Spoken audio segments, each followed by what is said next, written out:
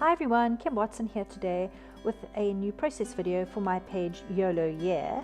It is a page I designed for Hip Kit Club focusing on frames. Now what I did is I grabbed a bunch of products from the June kits. The frames were from a Ephemera pack from Vicky Boughton, and the other goodies were from Pinkfish Studios. As you can see, the colors are really bright and graphic, which is what I was looking for this page.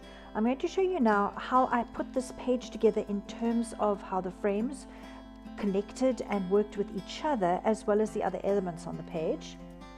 First of all, you'll notice that I have laid everything out in sort of a sprawl, but I don't know if you've noticed that all the elements are actually touching. Very few of them are standalone. Actually, none of them, bar the puffy sticker title at the bottom, are standalone. They're all touching. I call this process association. You know, when you've got a lot of elements and you want them to appear like they belong together, whether it's in clusters or whether it's as an entire item, the trick is to have them touching or overlapping in some manner or form. Now, if you do that on a page, I don't know if you've noticed, but the page can get really busy really quickly, which is obviously no good for the people that are reading the page or just the overall design aesthetics. So what I have found in the past is that if I mess with the heights and dimensions of items on the page, I get not only a lot more interest, but it's a lot more visually appealing. So you'll notice what I've done here is I've selected different size frames and I've actually clustered them together. So there is a larger frame and it's supported by a smaller frame. I dotted photographs around the page for interest, but I didn't only fill the frames with photographs. I also filled them with sentiments, and you'll see later on with journaling. So frames can be really, really versatile. And you know, frames are obviously a really popular ephemera or a die cut. They come in almost every collection that you find. So this type of page is a great way to not only use them up, but to maximize them. You'll notice how I have stuck the green frame directly onto the cardstock, so it's nice and flat, but its supporting elements have been raised with different heights of foam tape. That just adds to the interest by creating those little shadows. Obviously it makes it a lot more dimensional, and it just makes the overall page so much more interesting to look at. Here I'm working on a cluster on the top right hand corner. I don't know if you've also noticed that as I'm going along, I'm balancing my colors. So, I mean, as you know, if you've listened to my process videos in the past, I am a firm believer in visual triangles, whether it's color, whether it's shape, whether it's motive, whether it's journaling or clusters. You know, whatever it might be, I just firmly believe that it is a good design principle to stick to, especially if you're trying to create really, really good balance with your page, is to focus on your triplicate clusters, or I don't even know if that's the right way to say it.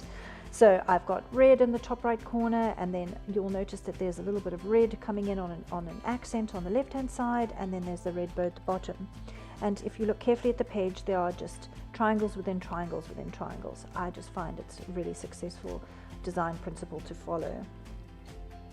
Here I'm just trying to work out what the best positioning is for the actual frames.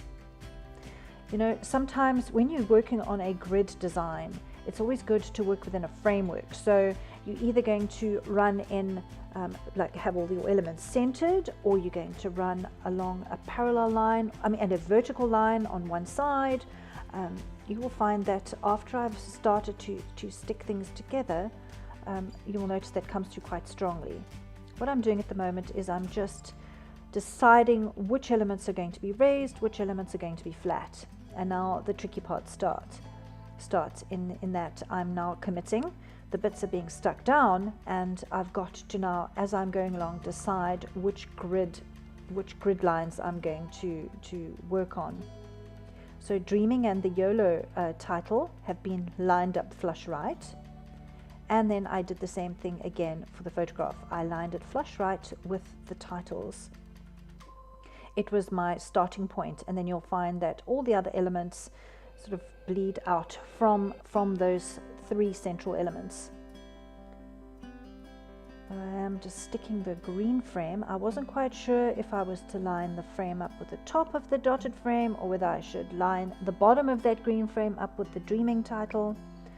I fiddled around a little bit until I got it just right. You know, there's something so nice about putting the page together loosely in the beginning. That sort of organic way it just falls together works really well. But when you come to actually adhering them down, sometimes it isn't as logical. And if your glue is fast sticking like the Tombow that I'm using, golly, you've got to think fast to get the item up and back down again before it's permanently stuck. As you can see, I'm trying to shift that orange frame. I had it flush left, but realized it actually worked better if it was centered. I used one of the Pinkfresh Studio papers here and cut up. They had a 12 by 12 sheet that had loads of little cut apart items, tags and journal cards and bits. That's where that smile camera came from. Here I am just positioning that gold frame. I'm going to be using that orange frame as a journal frame, so I wanted to make sure that I left enough space for myself when the whole lot was stuck together. You notice how the rainbow has been layered over the Live for the Moment title. Again, it's what I call association. There's something so visually appealing when two items which relate to each other touch slightly. It just helps your eye to understand that the grouping is meant to be in that particular way. Makes it much easier to read that way as well. There I am adding my gold arrow. Again, it's my third gold accent. I know it can be a bit painful in terms of that. I know I shouldn't worry so much, but I don't know, sometimes if you leave that third item off, it just bugs me incessantly, and then I always tend to go back and find a little something to balance out my triangles. Here we go. I'm just deciding on where the last few items are going. These stars are really great. They came as part of the Ephemera pack. I like the fact that they're white and that they pick up all the colors that were included in the journal cards. It just helps with continuity and balances everything really nicely.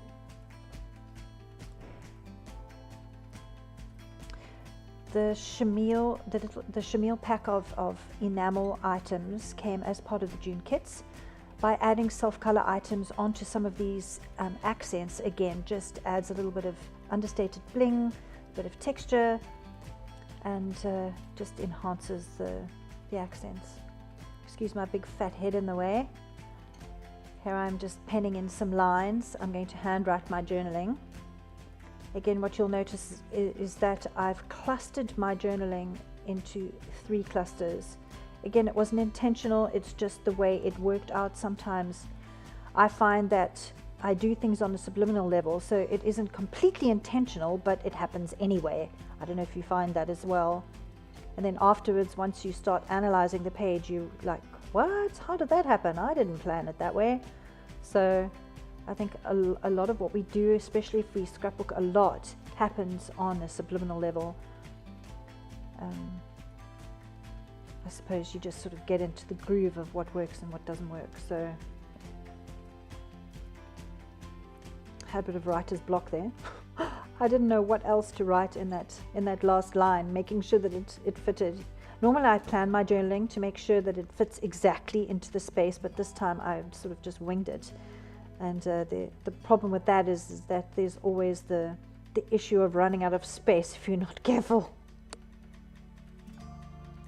And there we go, the page is done. Now, just in terms of framing, I thought it would be really nice to frame this page. Normally I would stitch, but I just thought because of the graphic nature of it, some fine pen lines worked just as well and really add to the nice graphic vibe. It finishes off the page nicely.